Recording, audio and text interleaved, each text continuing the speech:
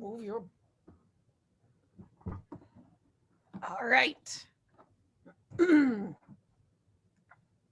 Okay. It will show in a minute on Facebook, but we are live. And this is Rita. All right, CLC Facebook Live, welcome. We are excited to bring you another one of our soul sessions. And as you know, in our soul sessions, we cover interesting soul depth topics. And it is June, which is Pride Month. And so we pulled out of our closet Very good. a long-time couple who were members of our center, worked out at our bookstore at the Renaissance Festival. They were fixtures until they decided that they wanted a different kind of weather. They decided to leave a wet heat for a dry heat and moved to another part of the country. So it is going to be a rockin' round table discussion, and we are going to get to hear whatever they want to tell us about their lives. We will save the last 15 minutes for Q&A. So if you have questions, please put them in the chat. We will read them back and let Daniel and Thomas answer them. And I'm going to turn this over to Reverend Jesse because Reverend Jesse knows them a whole lot better than I do. Thank you, Lisa. Reverend Lisa Ryan. Thank you so much for the introduction and welcome Thomas and Daniel, Thomas Chelena and Daniel Malachowski. Yes, we go, in the interest of transparency, we go back 31 years, the three of us, but who's counting? Yes. And you were fixtures at our center. You're still right at the center of our hearts and have remained so since your relocation to Santa Fe, where you're active now, still in the Centers for Spiritual Living in the center in Santa Fe as you were here. And you've studied our teaching in depth and you live your lives by it. And you're just two delightful individuals. It's been my privilege to know for all of this time. And as I told you off camera before we started, you look great. You look wonderful. And God bless for your health. God bless for your health, that you're strong and well. So to begin, your full bio is on our Facebook page, and an even fuller one is in our weekly emails, detailing how you met in '75 and fell in love, and then had kind of you've had kind of a Forrest Gump kind of experience, I think, of watching the world, being at the right place at the right time to watch the world change in the way that it has all around you. And now coming to talk with me here about your lives. I have a million questions for you. And I think I'll start with a ground ball and we'll work our way back from that. Are you happy with the changes that you're seeing in the world in terms of the acceptance of LGBTQ people? Is progress being made fast enough for your conscience, for your spirit today? What else could be done? How could we be better allies? Well, it still seems like there's a lot of teen suicides, and that doesn't seem to have been fully addressed yet. It's still like in the closet to a major extent. You don't really see it too much on TV anymore. It's like, it's a big problem still, I think, and it needs to be more addressed. Yeah, I think that, for us, we feel really comfortable.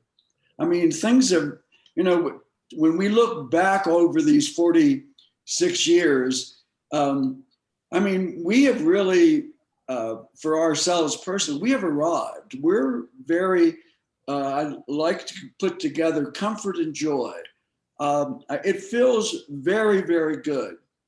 And yet when we, as Daniel said, when you think about the issues with transgender people, it's disheartening. Yeah. It's and suicides, and then I mean the hate that's still out there. I mean, you would have thought that after all the things that we got involved in to have in our lives a comfort and joy, that there are still people that are do not have equality. It's really disheartening from that point. But in our lives, I mean, we feel good. I mean, it's we really rejoice in this, especially when we are so connected with CSL. You have for all of these years there was it was self affirmation, that it was number one. You had to do everything and affirm yourself on that, and you find out that that's exactly what CSL is all about.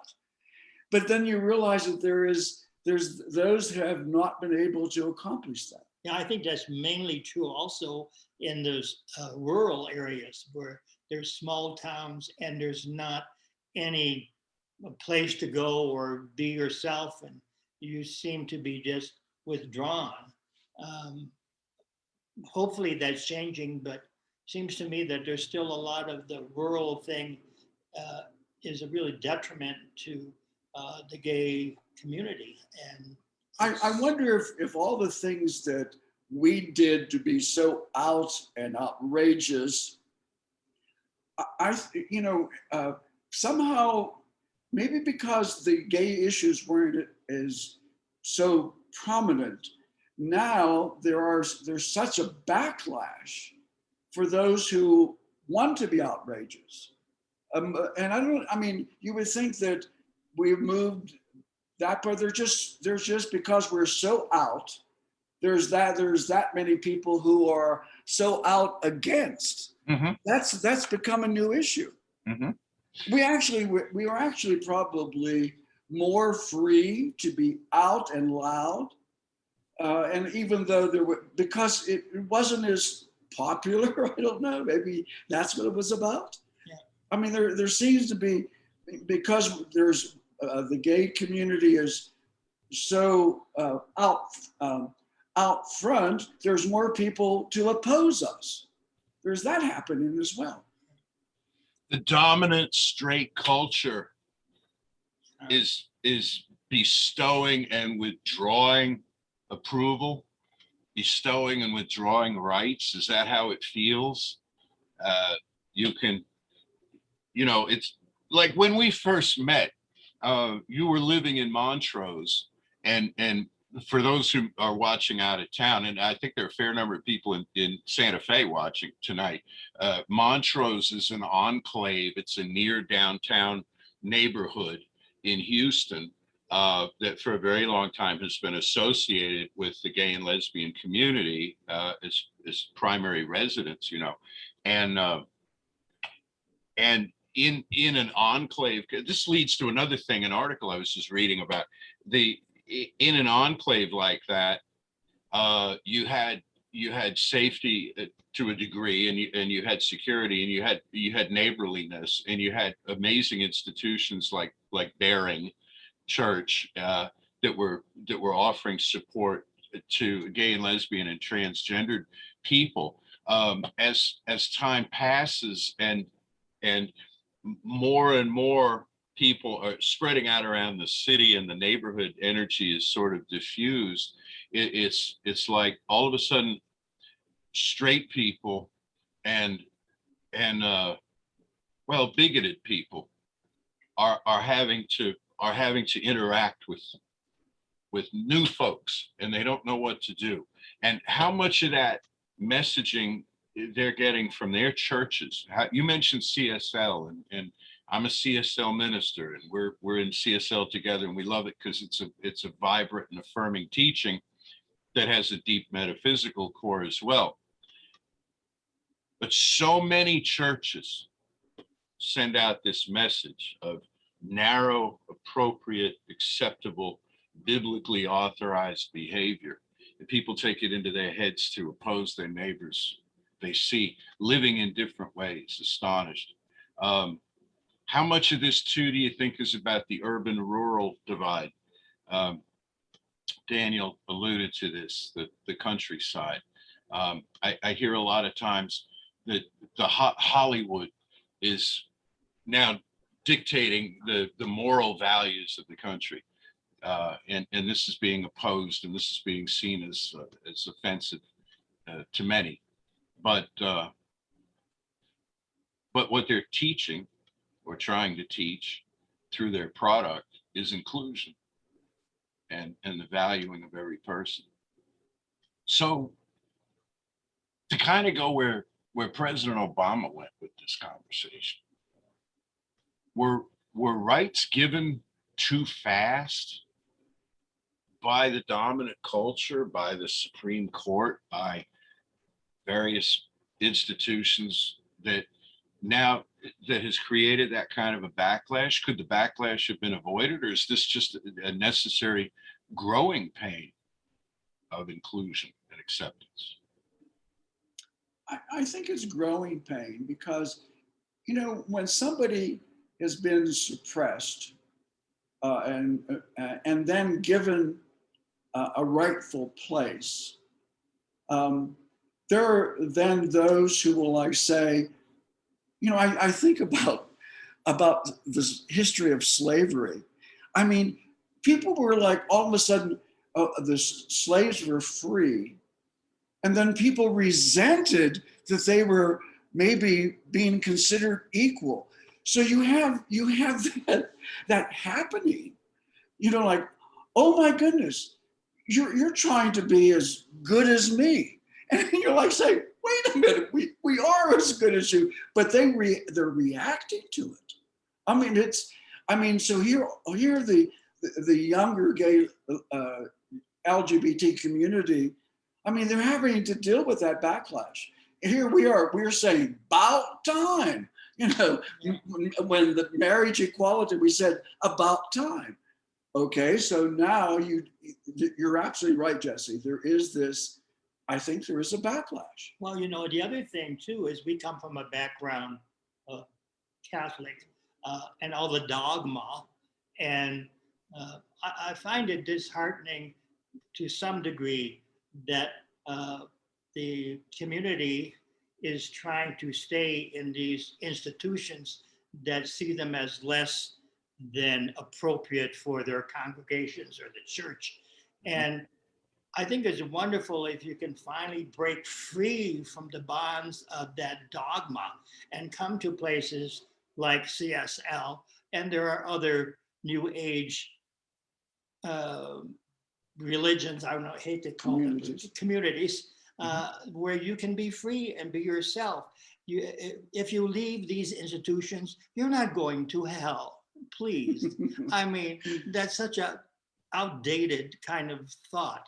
And, you know, you don't really need to, if you're going to wait for acceptance, well, there's going to be 2 or 3 generations down the road before, you know, the Pope is going to say, oh yeah, okay, we'll have, you know, marriage and you're equal to everybody. You know, it's, that's not going to happen very soon.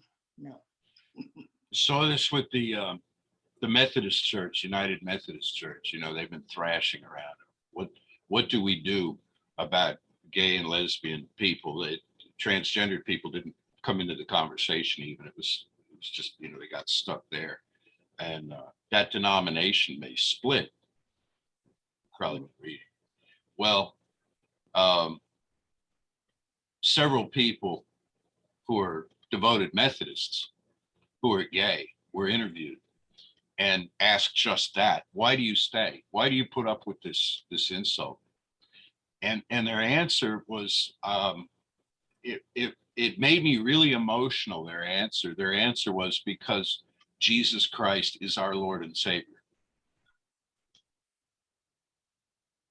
And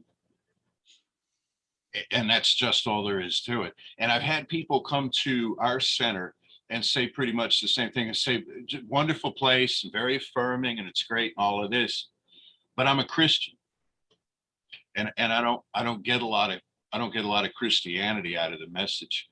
at Creative Life. You kind of get it in turn because there's Buddhism and it shows up about every 8th week or so in the text. But I kind of get that. It's like there's people want to be accepted where they are. I had a conversation with Matthew Fox about this when he was leaving the Catholic Church over a dogmatic issue that he had with Cardinal Ratzinger, who went on to be Pope. And I asked him, "Why do you stay? Why do you stay? You could become an Episcopalian," which actually he eventually did. But at the time, he said, "I stay because my family, going back generations, are in this. We are Catholic family. We are Catholic people." He says, "I'm a member of the Dominican order. I want to change it from the inside," he said. And I'm thinking to myself, well, good luck with that. But he felt that he could, and he certainly moved some people around with his writings and still does. So it's like, why should we have to give up? Well, I mean, without a doubt, that's where Daniel and I were too. I mean, don't forget, we stuck with the Catholic Church for a long time, and our rationale, of course, was that we're going to change it from inside, and we did individually. I mean, when we look back, the influence that we had, I know the enormous amount of people that we influenced positively to have a different outlook on the gay community. I mean, and as we look back now, we influenced more than I think that we really could have ever really imagined. People will compliment us because of our being in a long-term relationship. Well, that's fine, but it was more so just they finally met gay and lesbian people. They met us, and there was like, oh my goodness, you're really nice guys. It was that kind of stuff. And that had a huge, enormous effect on people. And I mean, there's still, the contact that we have is is limited. But if you think about, if you have a half a dozen people that you're still in contact from those churches, imagine how many more people that are just profoundly influenced and more positive, that we've had a huge effect, more than we could have ever imagined. I mean, there was a couple, and our age couple at CSL here in Santa Fe that just adored us. And we couldn't figure out what the connection was. But they said, if my son would only know what love between two people can be, their son committed suicide at age 50. Oh, and they said they were just in tears that he wasn't able to see couples that are loving and still out there and living their lives and having a good time. It was just incredible that that happened to them. Yeah, and another influence just like that was for the AIDS World's Day on December 1st. We had a big display at our CSL Center, and there were people that didn't have a chance to deal with a relative that died of AIDS. And when we presented this, we presented it at our center, but we made it welcoming to the entire community, to the city. Well, that was such a huge influence for people to not only to talk about the gays and lesbian community and have a greater, not appreciation, but respect. They brought up that relative that was considered, oh, how terrible.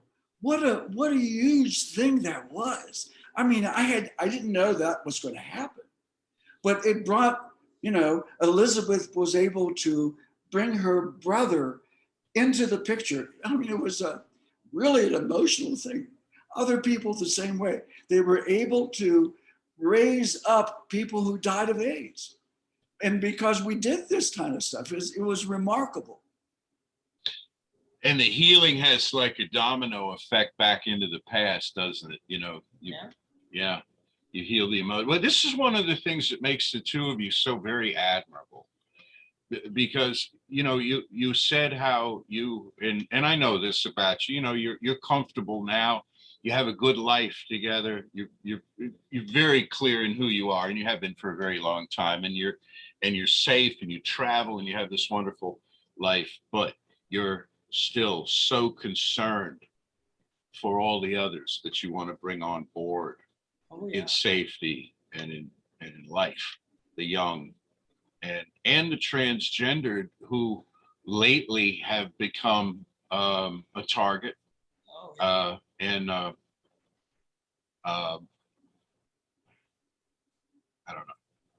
don't know, you know, the correction. And somebody wrote something to me the other day, but well, God doesn't make mistakes, you know, God. So somebody, you know, they're born in a certain body, and well, that's, you know, God doesn't make mistakes. Well, I don't think God makes mistakes either, but everybody has a right to change, and everybody has a right to self-correct. Everybody has a right to choose their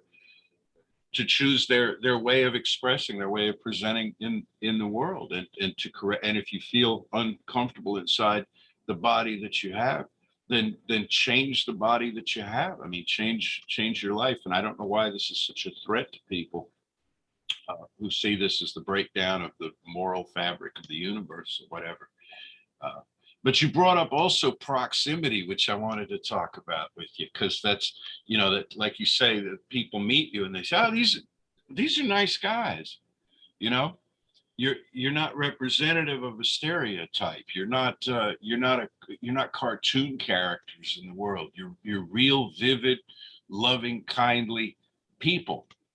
And somebody wrote how the legalization of same-sex marriage at the Supreme Court level was largely driven by the fact that more and more gay couples were showing up in the suburbs and moving into, you know, into the, like Donna Reed, Father Knows Best kind of neighborhood.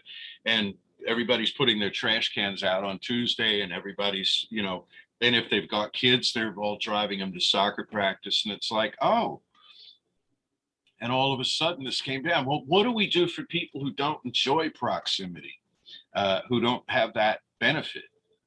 What do we do for the more isolated people to get the message out that this judgment is? Well, you know, we probably are maybe too normal couple. I don't know. I mean, I look, you know, there was this time, you know, in the in our early days where there was all a concern about, you know, look straight, act straight. Well, you know, there was act up. People, I mean, you know, gay people don't look all like us, and yet there's so many of us that we do look like a huge part of the gay community. But what about all those young people who are just beginning to do what we did, you know, 46 years ago? I mean, they're being, you know, like, well, you know, they're being hammered, you know, and yet I don't know. I mean, we really had it good. I mean, we were able to do maybe that, you know, that community in the Montrose that was so gay, and we were in the middle of the whole thing. We felt very safe to do all of that. Well, like you said, that maybe that's not, you know, like Santa Fe doesn't have a gay bar. I mean, there's just, there isn't one. But of course, when you go anywhere, there's just gay people everywhere. You know, so it's we had many lesbian couples. Like we were in a supermarket once, and the two ladies came up to us. How long have you guys been together? I mean, it was like, do I have a thing over my head or what? You know, it's like, oh yeah, I'm gay, and da, da, da. And that's the comfort. That's why we like Santa Fe as well, because it's not even an issue.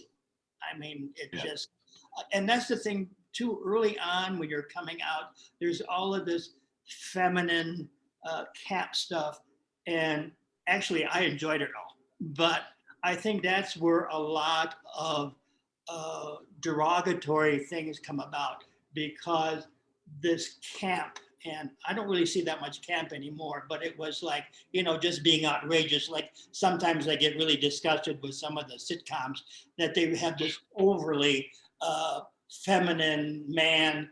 Oh, of course he's got to be gay because he's acting that way. And, frankly, I miss it. Because it's fun. It is fun. And I realize that it's going to disappear eventually, because I remember before we left Montrose, at some of our parties, there was a group of young gays in their early 20s. And you would never, they didn't camp, they had a baseball cap, backwards, being very, and they weren't trying to be straight. They were just comfortable in the fact that they liked men. And I was blown away by it. I was just saying, boy, things are changing. And it was for a positive way of expressing yourself. You don't have to be, you're not, just because you're gay, you're not a girl. Hello, not there's anything wrong. I'm not trying to be offensive, but it's like, you don't have to be what people expect the gay person to appear like anymore. It's not necessary. Thank you for that. That brings me to another point. I read an article in Vice, I think it was online, a woman named Tricia Hersey, who's a writer out of Atlanta, African-American activist and teacher. And she was talking about Juneteenth, which, just the other day became a national holiday. And she said, I'm ambivalent about this because for the longest time, it was clandestine. For the longest time, it was just us. It was just African-American folks. And we had our celebrations privately and closely held. And she said, now, it's going to become corporate. It's going to become, I've heard the same thing about Pride. I'm sure you have too, the Pride event, big corporate sponsorship and all of this, and politicians waving from floats and all. What are your feelings? And you've already kind of alluded to this, Daniel, but your feelings of kind of a dissolution of a very special community into the larger collective identity? Well, being one of the reason we're here in Santa Fe is that there isn't segregation of straights and gays. I guess to some degree there might be, but generally it's, there's just there's just one community, and there's that mixture that's it's really special to be able to be in a city, a capital city, an international feel to only 80,000 people, but you're in a unique situation where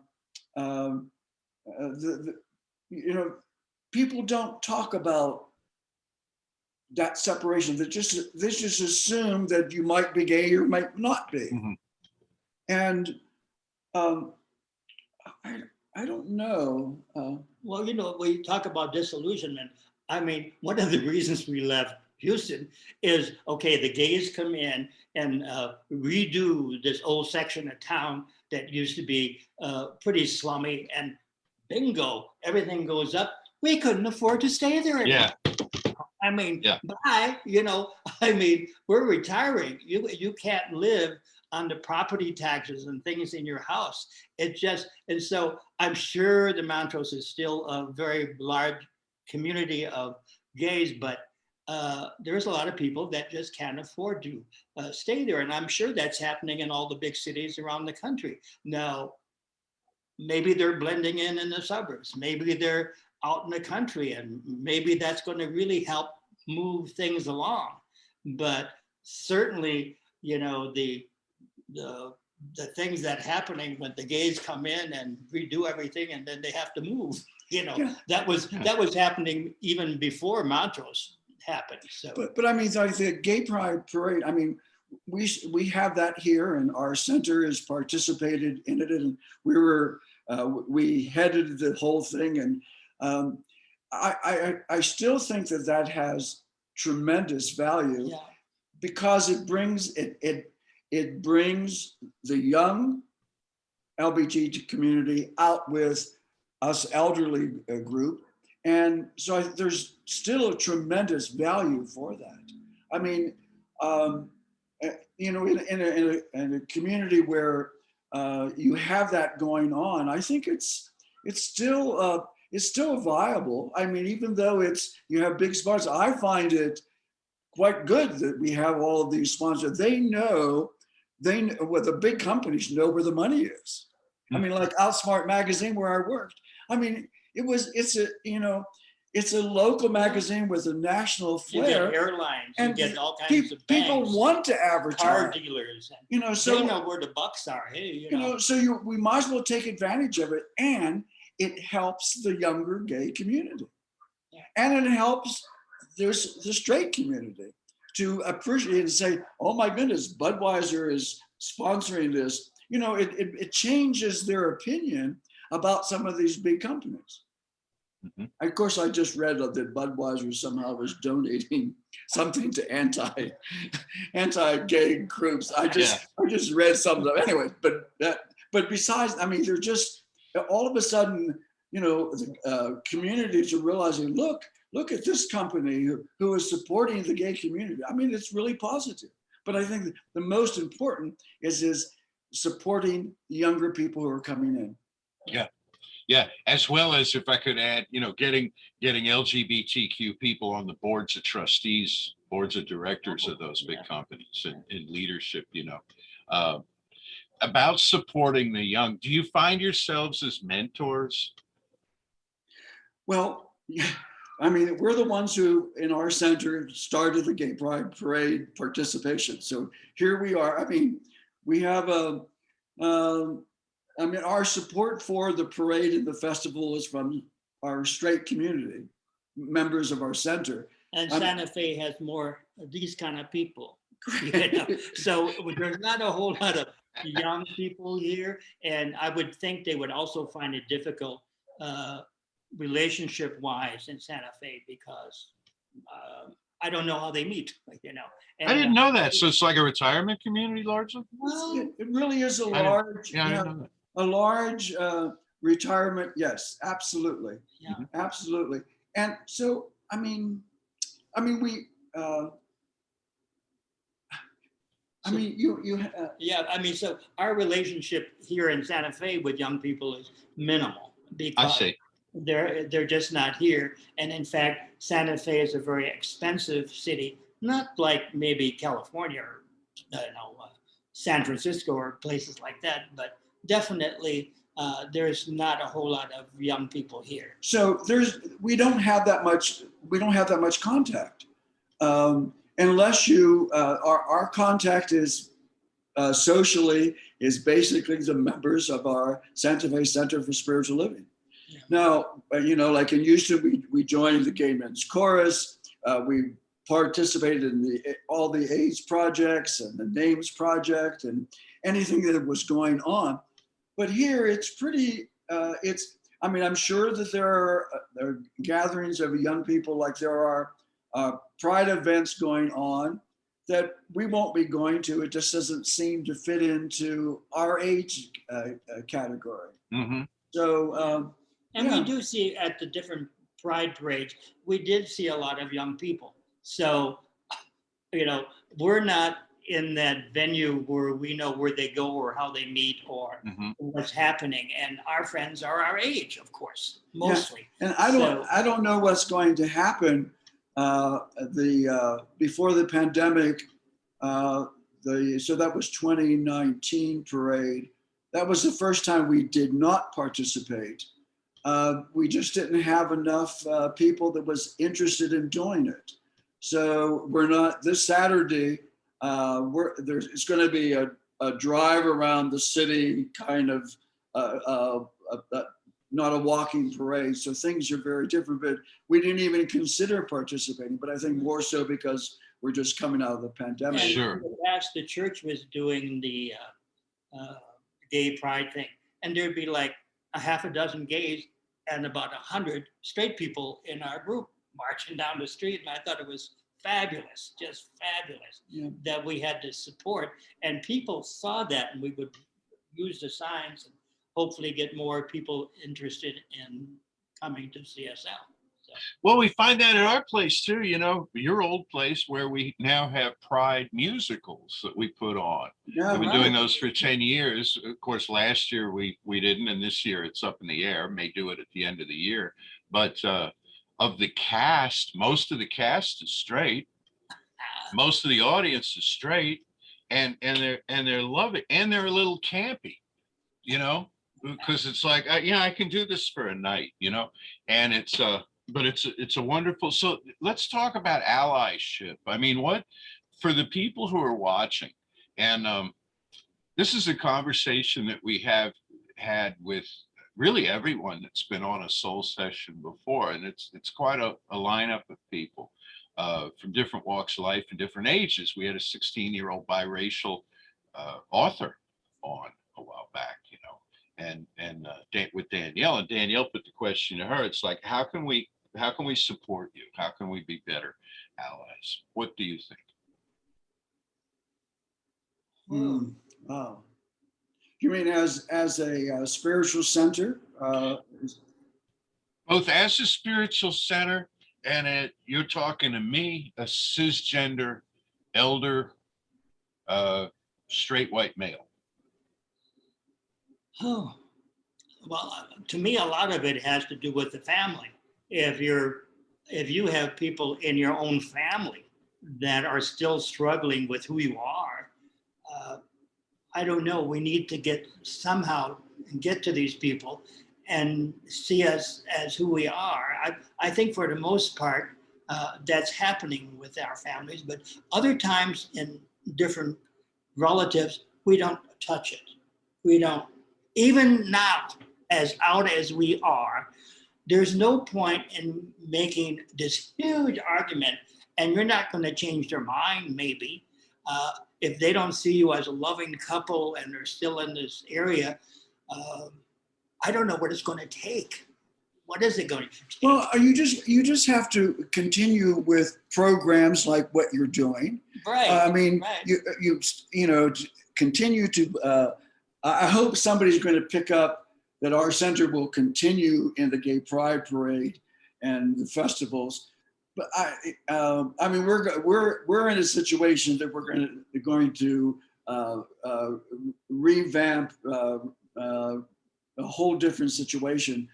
But you just have to continue programs, continue to sponsor World AIDS Day, to celebrate, you know, that, to continue to do those kinds of activities. And even as straight people, though, you can, when somebody does a fag joke or does something that is really anti-gay, speak up. I mean, you know, it has to be addressed. And honestly, sometimes I haven't done that, you know, but it needs to be addressed when somebody's very offensive about our community. It just has to be addressed. We're just not improve. Speak up and address the issues that are out there. You know, not everybody's going to acknowledge the issues about transgender people at this time, but if the center does speak of it, you know, not all topics you could bring up, but that would be very important to speak up on the issues, no matter if it's a controversy, but at least this is happening. I don't know. Two of our people who are transgendered have created Trans Alliance of Spring, and it meets at our center. It's meeting virtually right now, of course, you know. Yeah. And they have a number of younger people who come in who, you know, feel very validated that there's such a group to talk about their issues and stuff. You brought up about jokes. I wanted to ask about this. There's a 5-letter word that starts with Q, which when we were young, was an awful insult to be used. Um, Now it's an umbrella term.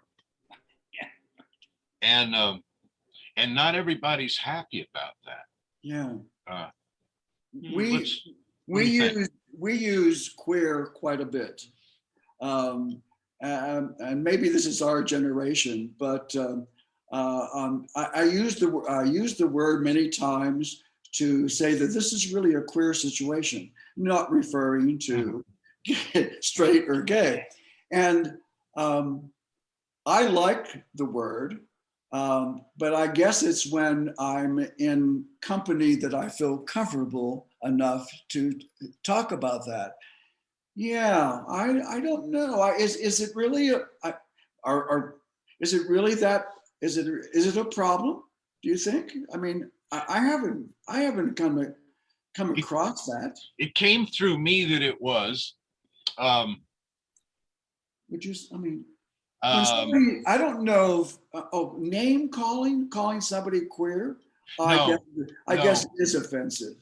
Yeah, no, that wasn't what I'm trying to, I'm being Identify. vague here because I have to protect my, confidentiality, but I write for Science Mind magazine. No, of course.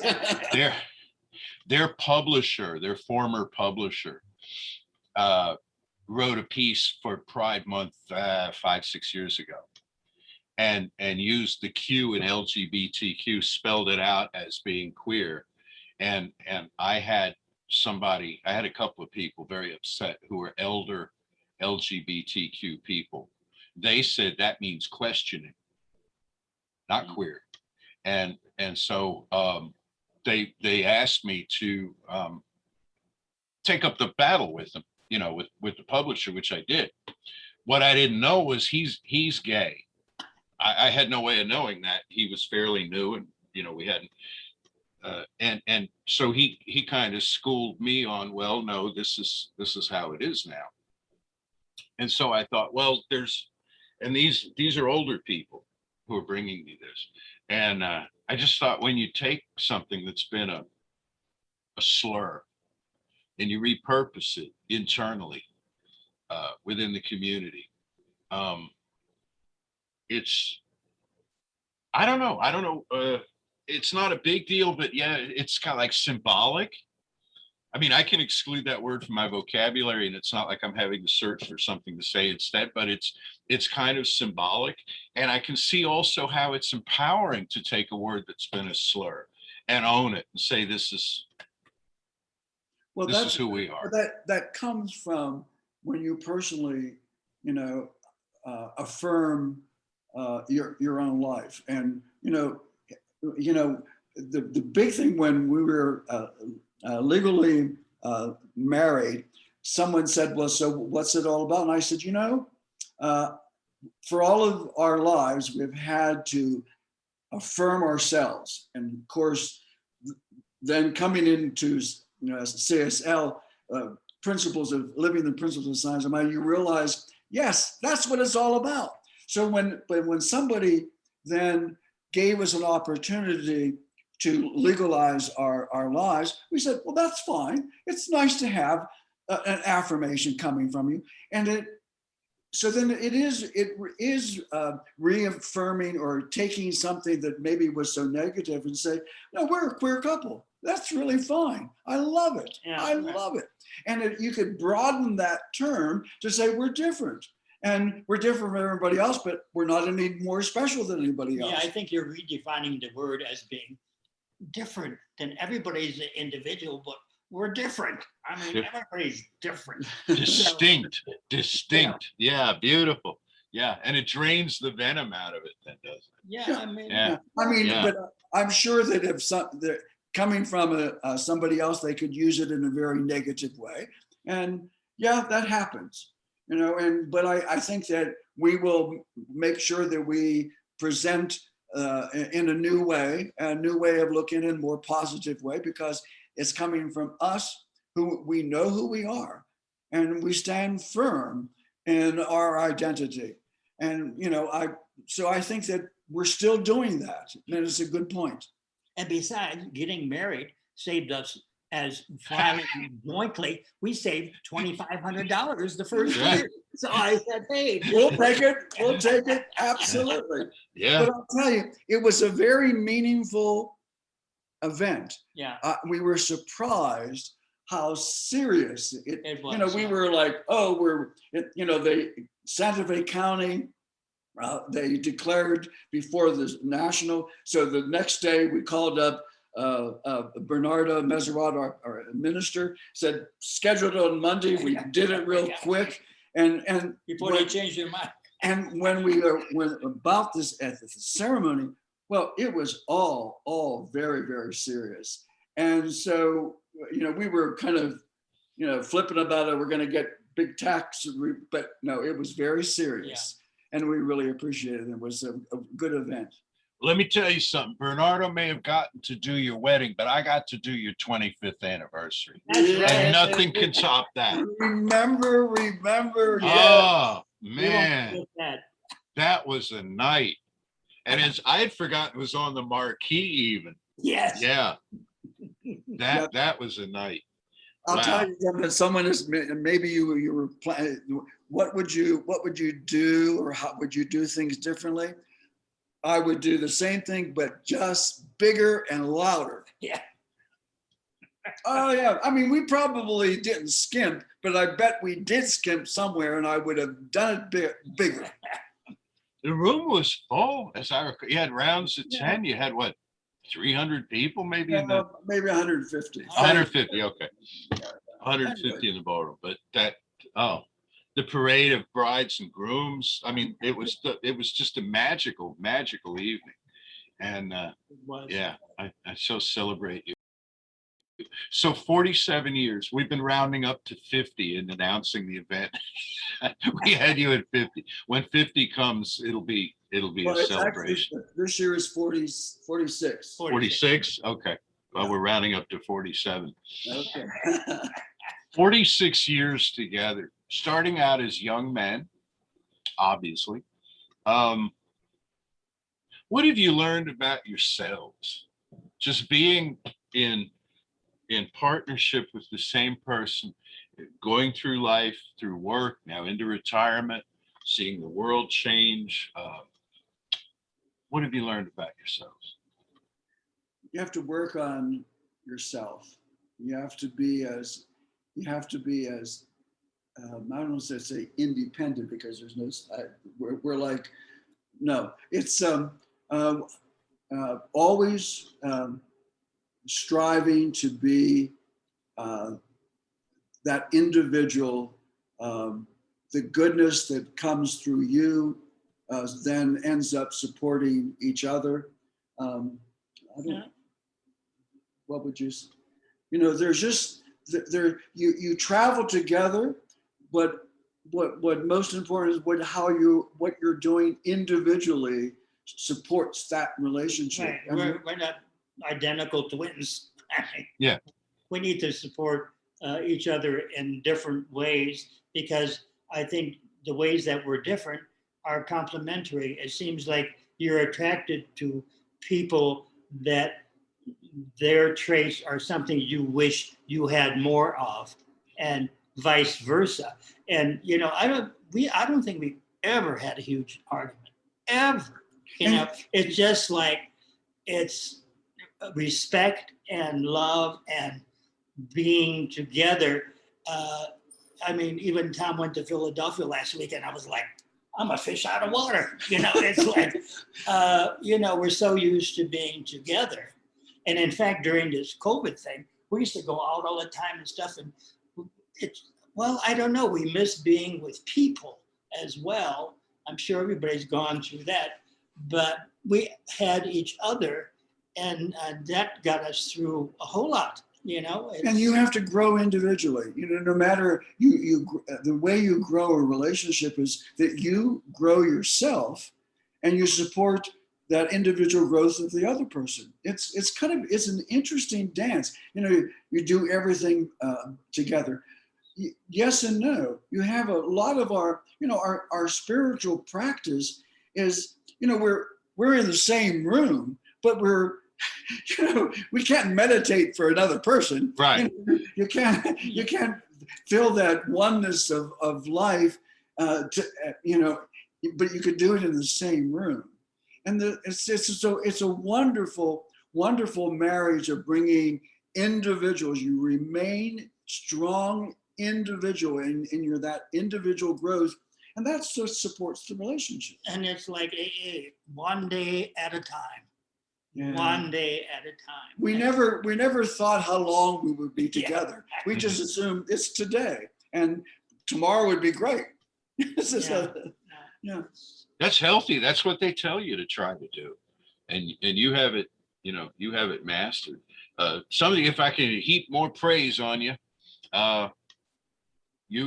you have such enthusiasm, joie de vivre. You have such enthusiasm for life. You have the same that you had when I met you 30 years ago. I think. Yeah. There's excitement in your voice. There's a light behind your eyes, and you send us pictures of your travels, and there you are in the big hats out on the canyon rim. You like the desert. That keeps you young, keeps you vital. Oh, yes. Yeah, God bless. I'm showing 8 minutes to the hour here, and I wanted to ask and see if there are any questions for you that have come across. As of now, not yet. Not yet? Well, Not yet. Lisa, I think they're just wrapped listening to you. Lisa, do you have anything? Actually, I do. Because you were talking about Pride, the Pride Parade, and how you guys were kind of involved in that. But what if we don't have somebody who is necessarily interested, who is LGBTQ, who's interested in heading it? Would it be okay for somebody who is an ally who is cisgendered to say, hey, let's go down there and let them know we're here and available? Because I'm particularly fond of the mom hugs and the dad hug moves. Well, one of the things that our theme would always be affirmations coming from principles of science of mind. So we went to the Gay Pride Parade to present science of mind. And yes, there would be love is love, equality for all. We added all of that, but we took, and I think that's why the straight community joined us as well, because they knew that we were doing outreach for the CSL Center, and we felt these messages would be the words that the gay community needed to hear. So it was a dual thing. I mean, it was part of our we're going outreach to let people know that Santa Fe Center for Spiritual Living supports, and we have words that will support your life. So I'm sure, I mean, there was most of the people in our parade were straight. And it was interesting, we found out that this family, their son was gay or their daughter was gay. It was wonderful that this all happened. So it didn't make a difference if there was happened to be the ones that led this, but I'm not so, I mean, we're in a different situation now. I'm not so sure who will pick up from us, but I'm sure there will be. And if CSL continues to understand that we need to have that outreach in the community, I'm sure that the community will continue in the Gay Pride Parade and festivals. Beautiful, beautiful. Yeah, the world needs science of mind, and people who've been marginalized, people who've not been the the dominant segment of society calling the shots and in front of the cameras, need to know that there's a place where they're welcomed and cherished and empowered and allowed to lead. That's one of the things I'm really proud of about this organization. As you know, we've had openly gay and lesbian ministers. Yes. As long as there have been openly gay and lesbian ministers. And Going I back think, to the, yeah, there's so many, there's such catchy phrases that I think that we picked up, probably some from your own articles in the magazine, but there was, I mean, we really chose things that obviously were that means a lot to our own deep souls, but we know that this would be very supportive to the gay community. And then we would add things that, you know, that whole, remember the season about the gay baker that would refuse to be, well, we had signs that Oh, yeah. we'll bake that cake for you. Bake that cake. You know, it was a great, I mean, we had signs that people clapped, they loved it. Well, it was a casual thing to do, but I mean, that really reached the audience. And this was people along the street in gays and straight and families. It was wonderful. Yeah, we used a lot of the affirmations that were on those bookmarks. Oh, That remember? yeah, we- yeah. Oh, of course. Yeah, the we bookmarks. used We those used too. those, and we'd have Yeah. a bowl about, there's a message from the universe, and we get this big bowl, and we have all of these little things that you are a lovely person, God loves you. So we picked this up from you know. the Renaissance Festival. So we made them like fortune cookies, not the cookies, but little wrapped up pieces of paper. Mhm. And we would say, here's a message from the universe. Yes. This is what we used at the Gay And Pride people would go, Festival. oh my God, And I needed to That's hear. beautiful. Yeah, and it was really, really great. It was, Yeah, you know, it was very lovely. positive. Yeah. And people took it very serious. Yeah. And we said, here's a message from the universe. And Yeah, that's- they yelled at us about that out there. They were finding these things in the beer garden and whatnot on the ground with our name on it. You know, people were just like confetti. They were strewing these things around. They came and said, "You can't do this anymore." But we found another way to do it. Oh, Ah, yeah. We got out of the business probably just in time out there, but oh, was that right? Oh, yeah, we sold the booth. What has it been, Lisa? 3 years ago now. Well, 4 if you 4 don't years. if you count COVID. yeah. Well, I don't want to eat up our time talking about it, but the short version was you will remember back in the day, we had people drive in from all over really the southern United States to shop our bookstore specifically, looking for books that they could not find anywhere else. Well, the online retailers, you know, Of course. pulled the rug right out from under us there. We couldn't compete, and then so we sold the booth, and then the following year, which would have been the next season for us, we had Hurricane Harvey, or Tropical Storm Harvey, and Oh. yeah, so we were like, it was just kind of a God thing, you know, the Yeah. timing Oh, of wow. it. But yeah, so Lisa, anything from our friends online? Well, yes, but mostly what it is we got one from Ruth who would like to thank Daniel and Thomas for their love and their courage. We have one who put 3 hearts and I think, I don't know what that emoji is. It's the 2 hands raised up that may be clapping. Prayer, maybe? No, it's the No? clapping hands. It's Or clapping the hands. Okay. they look like jazz hands actually. Oh, okay. And then we got another one that said, "You're a breath of fresh air, so many lessons for love and life. Thank you." Uh-huh. Beautiful. Beautiful. All right. It has been a joy reconnecting with you. I love it. Oh, It's wonderful to see you. Especially on one-to-one, yes. Yeah, we got to do this. We got to do this again, where it's you know, we can go deeper and talk about more things and more plans. And I know that I want to know, and many here will want to know what we can do to support the Santa Fe CSL as you go through the changes that you're going through, because this is really a new landscape for so many of our centers. You know, do we go back to doing business the way that we did before, when the people come back and so on. So it's an amazing growing time, but there we are. I just got told that the emoji that I didn't recognize is called a high 10 instead of a high 5. Oh, okay. All right. Sounds like- Very good. Exactly. That's exactly what it looks like. All right. Awesome. You got any final thoughts for us tonight, Thomas and Danny? Hmm. It's good to know that there is a power for good that's irresistible, that's pushing us in a perfect direction.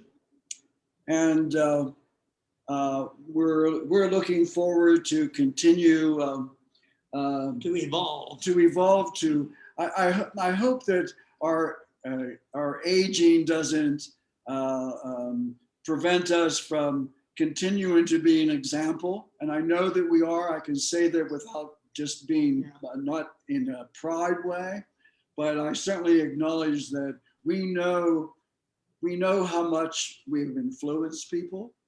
And I think as we reflect back that that we're so grateful that we did all of that.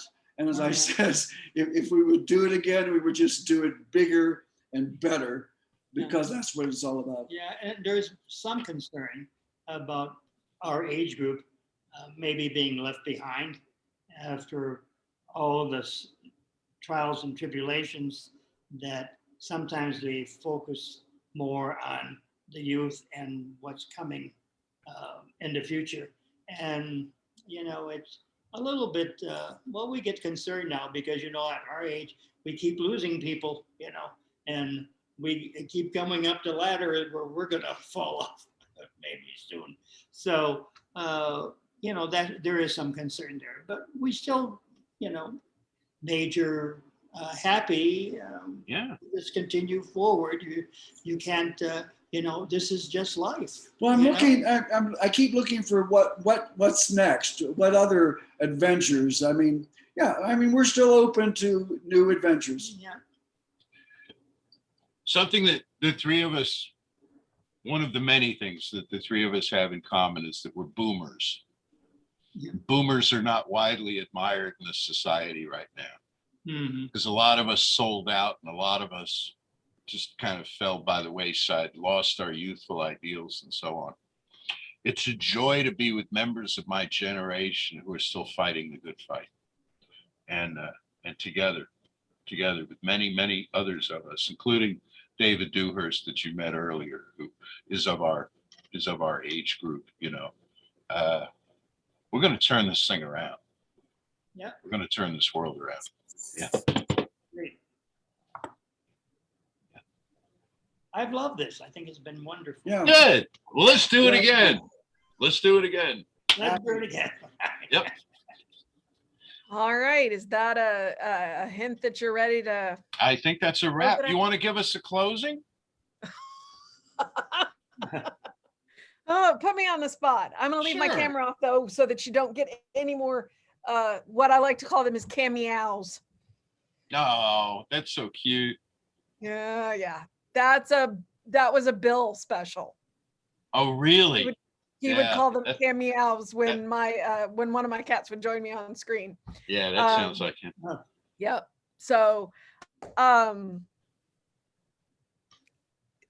I'm just going to know that there is one life, one presence, one power, one love. And that I'm a part of this love, just as I know that each and every person that has watched this, will watch this, is watching now, and has participated in this. We are all part of that one love. And that one love is what fills the world. It is what the world has been made from. It is what carries the world forward. And that love surrounds us and holds us and pushes us and encourages us to be more than we have been, to be open to experiences that we haven't had, to be open to friends that we haven't yet experienced, and to get to know one another as brothers and sisters, as godlings, as co-creators, as fellow travelers, because in the end, we're all walking each other home. And why not hold each other's hands as we do it? And I know this love. And I know the world that it is creating. It is creating a world where everyone is safe to be who they are and to show who they are and to know who they are. And I'm grateful for this. And I'm grateful for this knowing, and I'm grateful for these people. I'm grateful for Reverend Jesse, who has created this place and this space. And I'm grateful for Daniel and Thomas and their courage and love and wisdom that they have shared with us and their lives they have shared with us. And I'm grateful for the tech team that makes this possible. And I know, and I know, and I know, and so it is. And so it is. Beautifully done. Grateful for the good in your lives. Thank you for letting us be a part. Yes. See you soon. Yes.